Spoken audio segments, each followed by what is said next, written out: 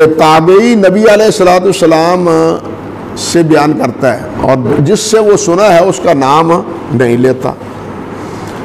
لیکن وفات کے بعد وہ روایت بیان کر دیتا ہے، تو کیا اس کی یہ روایت متصل ہوگی یا نہیں ہوگی؟ حافظ ابن حجر یا دوسرے حضرات تو یہ کہتے ہیں کہ نہیں، اس کی روایت بھی متصل نہیں ہوگی، اور بعض نے اس کو متصل مانا ہے، جیسا کہ تنوخی جو رسول ہرقل تھا، ہرقل کی طرف سے وہ نمائندہ بن کے سفیر بن کے آیا تھا، اس نے حالت کفر میں صحابہ سے باتیں سنی، کچھ نبی صلی اللہ علیہ وسلم سے بھی سنی، لیکن ایمان نہیں لائے۔ بعد میں انہوں نے کیا کیا؟ اسلام کو قبول کیا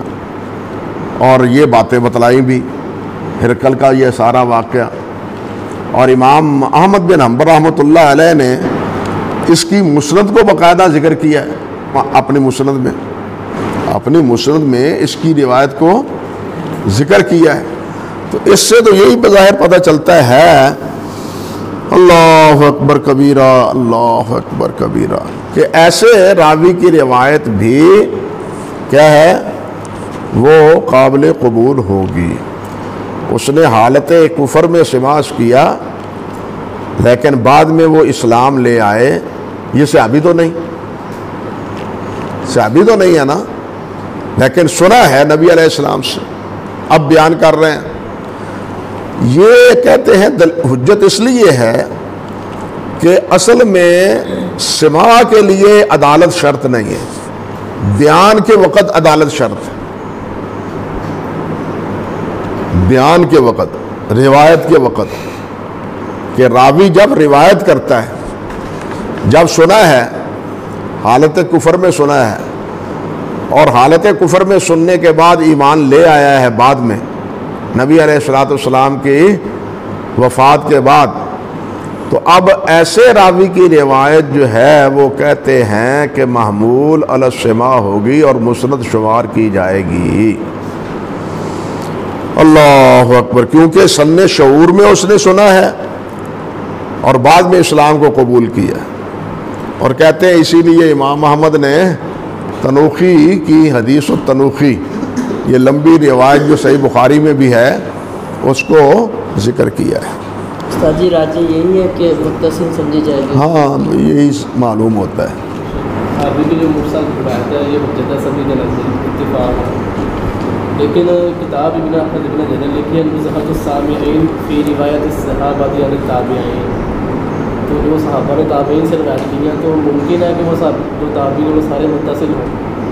لیکن اس کا کیا مطلب؟ ہو سکتا ہے کہ صحابی نے جس تابعی سے روایت کی ہے محدثین کے نزدیک بعد میں وہ اس کے اوپر جرح بھی کی ہے، لیکن یہ بقاعدہ کتاب ہے 38 روایات ذکر کی ہے۔ آپ کو میں نے یہ رسالہ نہیں دیکھا، پہلے ان روایات کا تجزیہ، تحلیل، دراسہ یہ کریں کہ جو تابعین سے روایت کر رہے ہیں وہ کس پیٹے میں ہے اور کس سن میں، سمجھے نا، وہ کس دائرے میں ہے، کس درجے میں ہے۔ صحابہ کا تابعین سے روایت کرنا تو حافظ نے خود آپ نے پڑھا ہے کہ ایک تابعی نہیں 6 تابعی بھی ہو سکتے ہیں، 6 تابعیوں کے واسطے بھی ہو سکتے ہیں، ایک کا ہی نہیں، 2 بھی، 3 بھی، 4 بھی ہو سکتے ہیں، لیکن دیکھنا تو یہی ہے کہ وہ اس صحابی کی پوزیشن یا اس کا درجہ اور مرتبہ وہ کیا ہے روایت میں۔ صحابی تو وہ ہے، نبی علیہ السلام کی رؤیت کا شرف اسے حاصل ہے، مگر جس وقت آپ نے دیکھا ہے تو آپ کا ان کا سن ان کی عمر کیا عمر شعور کی تھی؟ آپ حیران ہوں گے، بعض حضرات نے یہ جو ہے نا ناسبی قسم کے، انہوں نے حضرت حسن، حضرت حسین، انہوں نے جو چند روایتیں بیان کی ہیں نبی علیہ السلام سے، ان روایات کا بھی اتصال تسلیم نہیں کیا کہ یہ تو بچے تھے، یہ تو بچے تھے، انہیں نبی علیہ السلام کی حدیث کا علم نہیں ہو سکتا۔ اس وقت ان کی عمر 6-7 سال کی تھی جب نبی علیہ الصلوۃ والسلام کا انتقال ہوا، جبکہ آپ بتلاتے ہیں اور پڑھتے ہیں کہ حضرت حسن فرماتے ہیں علمنی رسول اللہ صلی اللہ علیہ وسلم، مجھے نبی علیہ الصلوۃ والسلام نے یہ دعا سکھلائی۔